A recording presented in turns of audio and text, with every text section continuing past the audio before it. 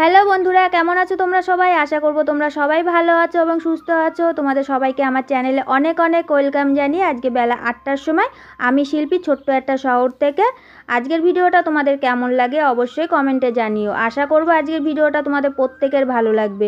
ভিডিওটা ভালো লাগলে অবশ্যই ভিডিওতে একটি লাইক দিয়ে আমার পাশে থেকো। নতুন বন্ধু যদি হয়ে থাকো এখনও পর্যন্ত চ্যানেলটাকে সাবস্ক্রাইব করোনি, চ্যানেলটাকে সাবস্ক্রাইব করে আর ভিডিওটা ভালো লাগলে অবশ্যই ভিডিওতে একটি লাইক দিয়ে আমার পাশে থেকো। বড়দের প্রণাম জানাই, ছোটদের বুক ভরা ভালোবাসা দিয়ে আজকে নতুন দিনে নতুন ব্লগটা শুরু করলাম।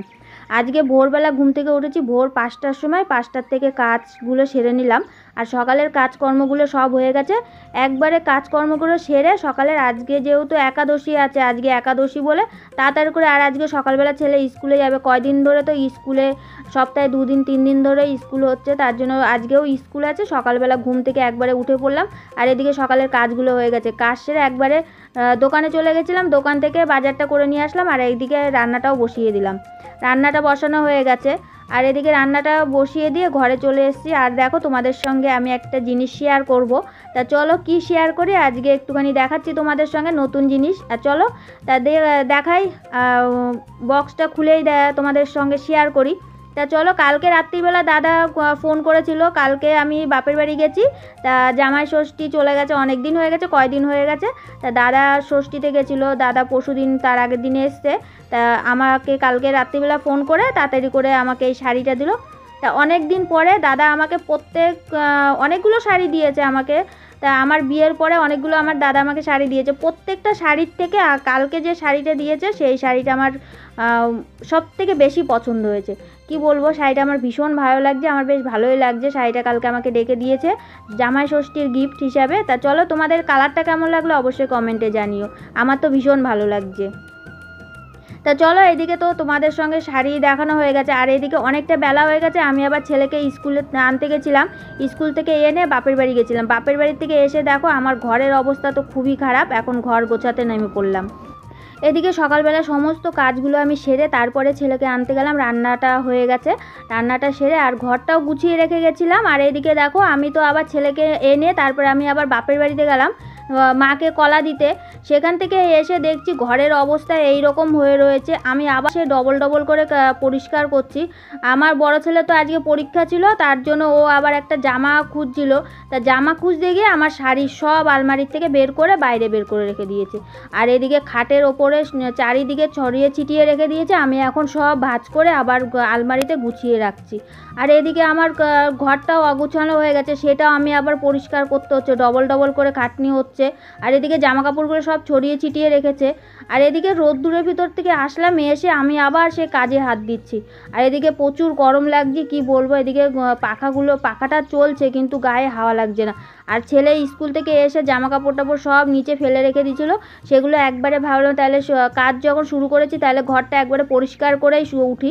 আর এদিকে অনেকগুলো জামা কাপড় ছিল আর এদিকে আমি পুরো চান করে যাচ্ছি, কি বলবো তোমাদের, এত গরম লাগছে। তারপরে আবার জামা কাপড়গুলো সব এলোমেলো ছিল, সেগুলো গুছিয়ে রেখে তারপরে আমি আবার কিছু জামা কাপড় ছিল সেগুলো আমি আবার ভাঁজ করে রেখে দিই। যেগুলো কাচার জামা কাপড় সেগুলো আমি বের করে রেখে দিই, কালকে সকালবেলা উঠে জামা কাপড় একবারে কেচে তারপরে আমি চান করে আসি। আর এদিকে তো অনেকগুলো জামা কাপড় আছে। তা চলো এদিকে জামা কাপড়গুলো পরিষ্কার করে একবারে ঘরটাও পরিষ্কার করে নিই। আর আমার বড় ছেলে তো পরীক্ষা দিতে গেছে, এখনও পর্যন্ত আসেনি। আর ছোট ছেলে বাইরে খেলাধুলা করছে, তার জন্য এদিকে ঘরে কেউ নেই, আমি পুরো একা। তাই ভাবলাম যে সারাদিন যে কাজগুলো সেই ছড়ানো ছিটানো আছে সেগুলো একবারে গুছিয়ে তারপরে আমি আবার বিকেলবেলা একটুখানি চান করবো। তা চলো এদিকে ঘরটা গুছিয়ে একটু বসবো।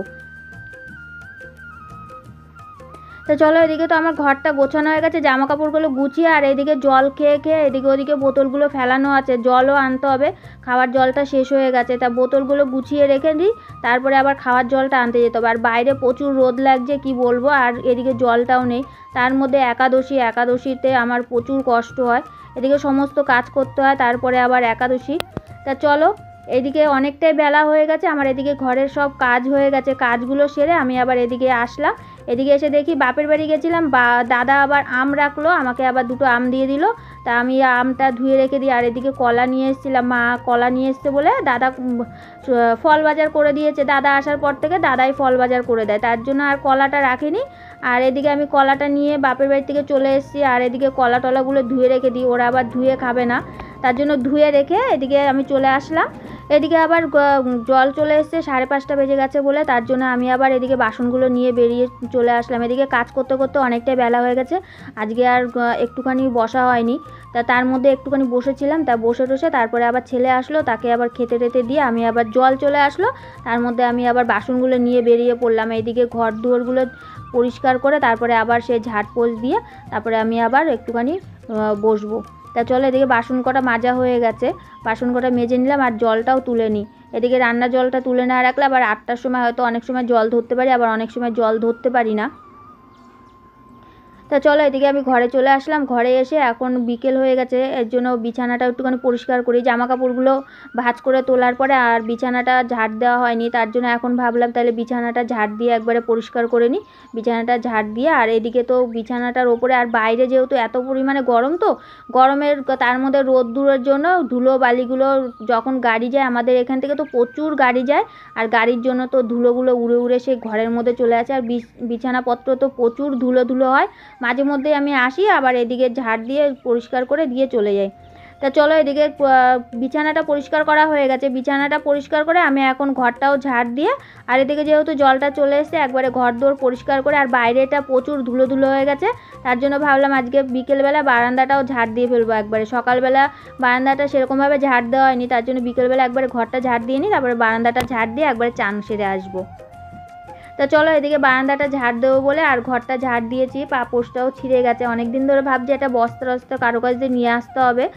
পাপোশটা ছিঁড়ে গেছে, বস্তার মধ্যে পা বেঁধে বেঁধে অনেক সময় পড়ে যেতে হয়। আর এদিকে বারান্দাটাও পরিষ্কার করে নিলাম, বারান্দাটা পরিষ্কার করে একবারে ঝাড় দিয়ে নিই। আর এদিকে প্রচণ্ড ধুলো ধুলো হয়ে গেছে, আর এত রোদের জন্য ধুলোগুলো উড়ে উড়ে যাচ্ছে, যখন হাওয়া দেয় তখন ঘরের ভিতরে ধুলোগুলো চলে যায়, তার জন্য একবারে পরিষ্কার করে নিই। পরিষ্কার করে তারপরে একবারে চান সেরে আসবো। আর এদিকে আমার বারান্দাটা ঝাড় দেওয়া হয়ে গেছে, বিকেলের কাজগুলোও হয়ে গেছে, আর কোনো কাজ নেই। শুধু রাত্রিবেলা যদি দুটো ভাত রান্না করতে হয় তাহলে শুধু রাত্রিবেলা দুটো ভাত রান্না করে নেবো, আর কিছু নেই। তা সকাল থেকে এখনও পর্যন্ত একটুখানি বসতে পারিনি, কি বলবো, প্রচুর কষ্ট হয়ে গেছে, তার মধ্যে একাদশী। তা চলো, আর ভিডিওটা বেশি বড় করতে পারছি না, নেক্সট ভিডিওর সঙ্গে তোমাদের সবার সঙ্গে দেখা হবে। ততক্ষণ জন্য তোমরা সবাই ভালো থেকো এবং